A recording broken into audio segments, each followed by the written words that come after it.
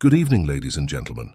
Tonight we invite you to step beyond the veil of reality and into the shadowy realms of the unknown. Welcome to Whispers in the Dark, a journey into the depths of the human psyche and the mysteries that lie beyond our comprehension. In this series, each tale is a labyrinth of secrets and surprises, a journey not just through space and time, but through the inner corridors of the mind. Here, in the world of Whispers in the Dark, nothing is as it seems. The ordinary becomes extraordinary, the familiar turns alien, and the faint whispers in the dark hold truths more profound than the loudest declarations in the light. Tonight's story, like those that will follow, treads the fine line between the real and the surreal, the tangible and the ethereal. It challenges the boundaries of belief and tests the limits of reality. It's a tale of choices and consequences, of secrets hidden in the shadows, and of the unseen forces that shape our destinies. So, I urge you, dear viewer, to suspend your disbelief and open your mind, for in the world of Whispers in the Dark, the only thing more terrifying than the unknown is the possibility that you might actually find the answers you seek. Prepare to embark on a journey where the darkness whispers and its echoes reveal the mysteries of the universe and the enigmas of the soul. This is Whispers in the Dark. Page 1.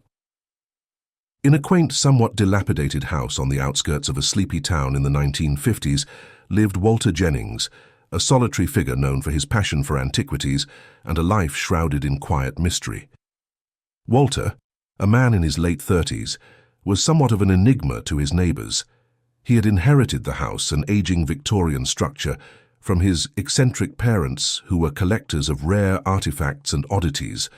The house itself was a labyrinth of memories, filled with relics and heirlooms from a bygone era, each telling its own silent story. Walter spent his days restoring and preserving these pieces of history. His latest find, an ornate mirror with an intricately carved frame, had caught his eye at a local estate sale. He was drawn to it inexplicably, as if the mirror called out to him. It was a beautiful yet haunting piece, its surface reflecting not just images, but seemingly the depths of one's soul. As Walter prepared to clean the mirror, he noticed a small antique snow globe that sat on a nearby shelf. It was a curious item he had found among his parents' collection, depicting a lone figure standing amidst a wintry landscape. He had always found it oddly captivating, and as he picked it up to dust it off, he felt a strange connection to the solitary man inside the globe. Lost in thought, Walter didn't notice his grip loosening. The snow globe slipped from his fingers, tumbling towards the floor. He lunged to catch it, but it was too late.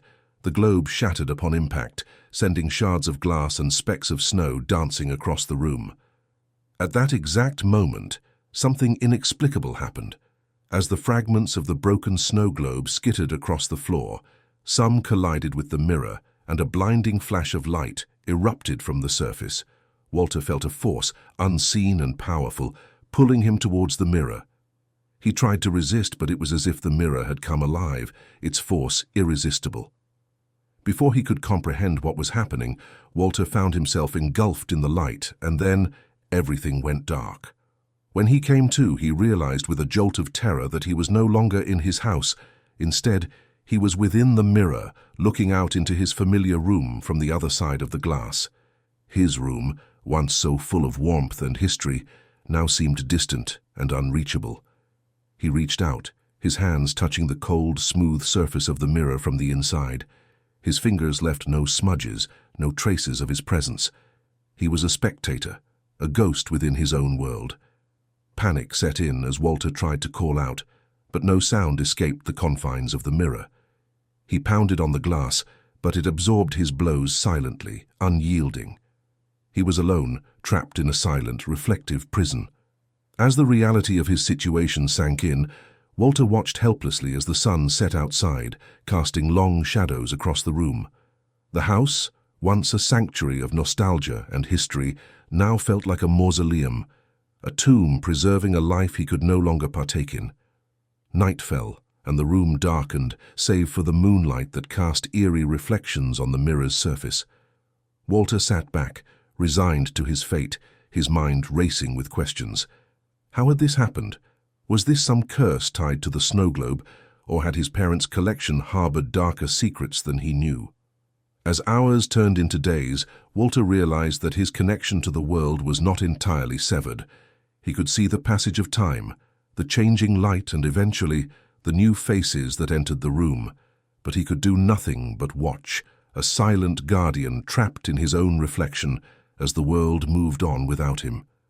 And so began Walter's journey through time, a journey that would span decades, all from the confines of the mirror. He was about to witness history in a way no one else could, all while searching for a way to break free from his glassy cage. Time within the mirror passed for Walter in a surreal blur, each day blending into the next, marked only by the comings and goings in the room beyond. He watched in silent yearning as people lived their lives around the mirror, completely unaware of his trapped existence. He saw families gather, children play, and couples share moments of love and strife. With each passing moment, Walter felt a deepening sense of isolation, a longing to interact, to speak, to be part of the world he could only observe. As the years rolled by, Walter witnessed the transformation of the room. He saw the walls change colors with fresh coats of paint, from the vibrant hues of the 60s to more subdued tones in later years. Furniture came and went, each piece reflecting the changing tastes and trends of the times. He was fascinated by the strange new devices that appeared, televisions that grew thinner over time, phones that transformed from rotary to cordless, and gadgets he couldn't even begin to comprehend. The children he saw playing grew up, their features maturing and changing as they evolved into adults, only to be replaced by a new generation. It was a cycle of life in fast forward, and Walter was an invisible witness to it all. Then, around 2023, something extraordinary happened. The house changed ownership, and the new owner was a man who bore an uncanny resemblance to the figure in the snow globe, the very same globe that had precipitated Walter's predicament. The man wore a similar coat and hat, and his mannerisms eerily mirrored the lone figure's. Walter's heart raced with a mix of confusion and curiosity. Could this be more than a mere coincidence? Was there a deeper connection between this man and the snow globe that had shattered against the mirror? The man seemed to have a particular interest in antiques and often spent time in the room with the mirror. Walter watched him closely, scrutinizing every detail, trying to find some clue that could explain the resemblance and perhaps offer a hint to his own situation. There was something about the way the man moved, a certain deliberateness in his actions that seemed familiar, yet Walter couldn't place where he had seen it before. As days turned into weeks, Walter's fascination with the man grew. He noticed that the man often paused before the mirror, gazing into it thoughtfully, as if he sensed something beyond his own reflection. Walter tried to communicate, to make his presence known, but it was futile. He was just a silent observer, separated by an impassable barrier. The presence of the man who resembled the snow globe figure brought a new dimension to Walter's imprisonment. It was a mystery, wrapped in an enigma, a puzzle that he desperately wanted to solve. But with each passing day, the realization that he might never find the answers he sought became more apparent. Walter's existence in the mirror became a tapestry of other people's lives, a collage of moments he could never be part of. He was a ghost in his own home, a phantom of time, watching the world change while he remained unchanged, trapped in his reflective purgatory. Over time, Walter observed the man who bore such a striking resemblance to the snow globe figure engage in activities that piqued his curiosity further. The man, it turned out, was deeply involved in scientific research. Walter watched him bring home piles of books on advanced topics ranging from quantum physics to metaphysics, and even what appeared to be works on the supernatural and unexplained phenomena. The man seemed particularly engrossed in his studies, often conducting small experiments in the room. Walter could see the array of equipment, beakers, test tubes, and odd-looking instruments whose purpose he couldn't fathom. The man's dedication to his work was evident, and it struck a chord in Walter, reminding him of his own passion for antiques and history. Then, one late night, an incident occurred that deepened the mystery surrounding the man and the mirror. The man approached the mirror, holding something in his hand. Walter strained to see what it was. The man held it up, and Walter's heart skipped a beat. It was a photograph, and the person in it looked uncannily like Walter himself. The resemblance was uncanny, right down to the subtlest features. Walter's mind raced with questions and theories. How could this man, a stranger from a different era, possess a photograph that looked exactly like him? What was the connection between the man, the snow globe, and the mirror? The possibilities seemed as endless as they were improbable. The man studied the photograph with a look of intense concentration, then turned his gaze back to the mirror, as if comparing the image with something he sensed or imagined within the glass. Walter felt a surge of excitement, mixed with frustration. If only he could communicate, could reach out across the divide that separated them. It became increasingly apparent to Walter that the man was searching for something, or perhaps trying to unravel a mystery of his own. The late-night sessions in front of the mirror became more frequent, and Walter often caught the man glancing towards the mirror with a speculative look, as if he was piecing together a puzzle that was just out of reach. Walter wondered if the man might somehow hold the key to his release from the mirror. There was a sense of a hidden connection, a thread that linked them across time and circumstance, but the nature of that connection and how it could possibly lead to Walter's liberation remained shrouded in mystery. Each day, Walter watched with bated breath, hoping for some revelation, some incident that would shed light on his situation and the enigmatic figure who seemed so intrinsically linked to his fate.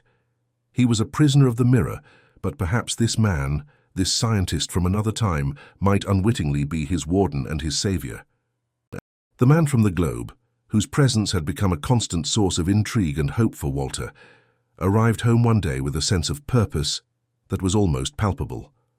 Walter, accustomed to the man's routine of intense study and quiet contemplation, immediately sensed that this day was different. As the man entered the room, his eyes were fixed on the mirror with an intensity that Walter had never seen before. There was a determination in his steps, a resolve that was new and somewhat alarming. In his hand, he carried a heavy club, an item that seemed out of place amidst the man's usual array of scientific tools. Walter watched, a mix of apprehension and curiosity mounting within him. The man stood before the mirror, his gaze piercing into the reflective surface. For a moment, there was a stillness, a silent communication between the man and his reflection. Then, with a sudden movement, he swung the club with all his might, smashing it into the mirror. The sound of shattering glass filled the room, the mirror breaking into 1,000 pieces, scattering light and reflections in every direction. Walter braced for something, though he wasn't sure what. Then, in a rush of sensation that defied description, he found himself propelled out of the mirror, tumbling into the room in a disoriented heap. As he regained his senses, Walter realized he was standing next to the man, in the very room he had been observing for so many years. He was free, no longer a silent observer, but a living, breathing part of the world once more. The man turned to Walter, a look of relief and satisfaction on his face. "I knew it," he said, his voice tinged with a mixture of triumph and disbelief. "I could sense you in there trapped, just as I was trapped in the snow globe years ago." Walter listened in astonishment as the man recounted his own unbelievable story. He had been the figure in the snow globe, imprisoned in a tiny frozen world until the day the globe shattered and released him. Since then, he had dedicated his life to understanding the mysterious forces that had held him captive, a quest that had led him to the mirror and, ultimately, to Walter. The man explained how he had sensed a presence in the mirror, a consciousness that seemed to reach out to him over time. It was a gamble smashing the mirror, but he had been driven by a gut feeling that it was the key to freeing Walter, just as the destruction of the snow globe had liberated him. Walter stood there, overwhelmed by the turn of events. He was free, but the world he had returned to was not the one he had left. It was a world that had moved on without him, a world he now had to relearn and find his place in. As he looked around the room at the shattered remnants of the mirror, Walter felt a surge of gratitude towards the man who had rescued him. They were both survivors of incredible circumstances, bound by their shared experiences of confinement and liberation. But even as he embraced his newfound freedom, Walter couldn't shake the feeling that their story was not yet complete. There were still mysteries to unravel, questions about the forces that had controlled their fates, and as they stood amid the debris of the broken mirror, they both knew that their journey into the unknown was only just beginning. In the aftermath of the shattered mirror, the room was silent except for the crunch of glass underfoot, as Walter and the man, who introduced himself as Dr. Edwin Roth, began to talk. Walter, still reeling from the shock of his sudden release, expressed a deep yearning to return to his own time, the world he knew before he became trapped in the mirror. "The world has changed too much," Walter said, his voice tinged with a mix of fear and nostalgia. "Everywhere I look, there's something new, something I don't understand. I feel like a stranger in my own home." Dr. Roth listened intently, his eyes reflecting a deep understanding. "I know what you're going through," he replied. "When I was released from the snow globe, I felt the same disorientation, the same disconnection. It's overwhelming, to say the least." Walter looked around the room, at the modern technology and unfamiliar decor, feeling a sense of loss for the simpler time he had left behind. "I wish there was a way to go back to the moment before it all happened," he said wistfully. To Walter's surprise, Dr. Roth's eyes lit up with a spark of possibility. "That's exactly what I've been working on," he revealed. "Ever since I was freed from the snow globe, I've been researching temporal anomalies and the potential for controlled time travel." Walter's heart skipped a beat at the mention of time travel. "You mean it's possible to go back in time?" Dr. Roth nodded, a mixture of excitement and caution in his expression. "In theory, yes. My research suggests that there are moments in time, like the one that trapped you in the mirror, that are susceptible to manipulation. These moments are like rifts in the fabric of time, and if we can find a way to reopen your specific rift, it might be possible to send you back." The idea was staggering, and Walter felt a surge of hope mixed with apprehension. The prospect of returning to his own time was enticing, but the risks were unknown. Could they truly control such a powerful and unpredictable force as time? Dr. Roth continued, "I've been developing a device, a sort of temporal resonator that I believe can target and reopen these rifts. But I must warn you, Walter, time travel is not to be taken lightly. The consequences could be unpredictable."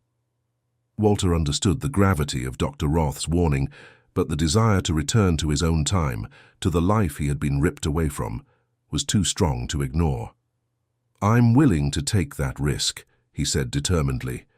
"If there's even a chance that I can go back, I have to try." Dr. Roth nodded, respect and understanding in his eyes. "Then we'll work together on this, Walter. We'll find a way to get you back to your time." As they spoke, a bond formed between the two men, united by their extraordinary experiences and the shared goal of mastering the mysterious forces of time.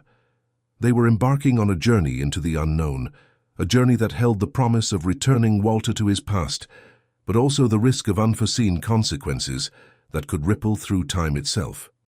As Walter and Dr. Roth delved deeper into the complexities of temporal mechanics, working tirelessly to devise a method to send Walter back to his own time, strange occurrences began to manifest around them.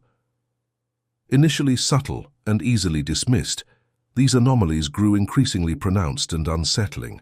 Objects in Dr. Roth's lab would vanish, only to reappear moments later in completely different locations. The hands of the clock on the wall seemed to move erratically, sometimes ticking backward for a few seconds, before resuming their normal course. Both men experienced intense episodes of déjà vu, feeling as though they were reliving the same moments over and over. These peculiar incidents were accompanied by a general sense of disarray in the world outside. Reports on the television and radio spoke of unexplained phenomena happening globally, landmarks temporarily disappearing, historical events slightly altering their details, people claiming to have seen versions of themselves. Dr. Roth, with his keen scientific mind, was the first to draw the connection between these bizarre events and Walter's release from the mirror. "It's you, Walter," he said, a note of distress in his voice. "Your presence here in a time you don't belong. It's causing disturbances in the timeline. It's as if reality itself is trying to correct an anomaly." Walter felt a cold dread settle over him. He had longed for freedom, to escape the mirror, but he had never considered the consequences his release might have on the fabric of reality. "So, what does this mean?" he asked, fear creeping into his voice. Am I causing this?" Dr. Roth nodded gravely. "I believe so. When we freed you from the mirror, we inadvertently created a paradox. The timeline is trying to reconcile your presence in a time where you shouldn't exist. These glitches, these anomalies, they're symptoms of the timeline's instability." The weight of this revelation was crushing.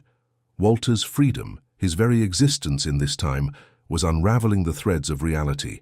The world around them was becoming increasingly chaotic, a reflection of the temporal disturbance he had unwittingly become. "We need to act quickly," Dr. Roth urged. "We must send you back to your own time before the effects become irreversible. If we don't, reality as we know it could collapse." The urgency of the situation was clear.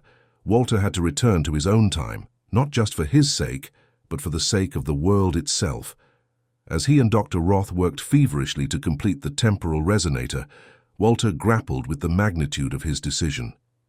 His desire to return to the past had endangered the present, and now he had to fix it. Finally, the device was ready. Walter stood before it, a mix of hope and trepidation in his heart. As Walter Jennings braced himself for the temporal leap back to his own time, the air in Dr. Roth's lab was thick, with a mixture of scientific curiosity and apprehensive tension.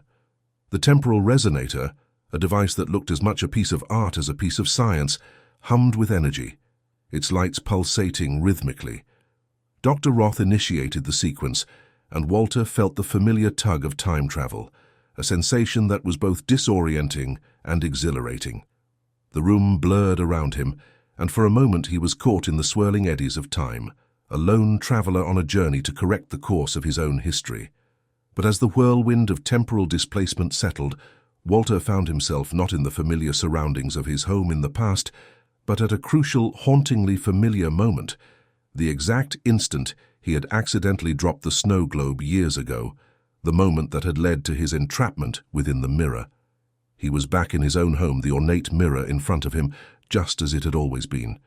In his hands, the snow globe teetered precariously, as if time had rewound itself, bringing him back to this pivotal point. Walter's heart raced as he realized the gravity of the situation. He was trapped in a loop, a cycle of time that he was doomed to repeat. In a desperate attempt to change the outcome, he tried to steady his grip on the snow globe, but it was as if his actions were predetermined, beyond his control. The snow globe slipped from his fingers, crashing to the floor and shattering, just as it had done before. And, like before, the mirror responded, pulling him into its reflective surface with an irresistible force. Walter watched helplessly as the room he had known, the room he had just left in another time, another reality, faded away. He was back within the confines of the mirror, a silent observer once again, condemned to watch the world go by without him.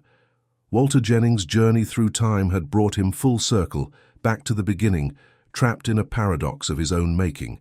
He had sought to change his fate, to break free from the confines of the mirror.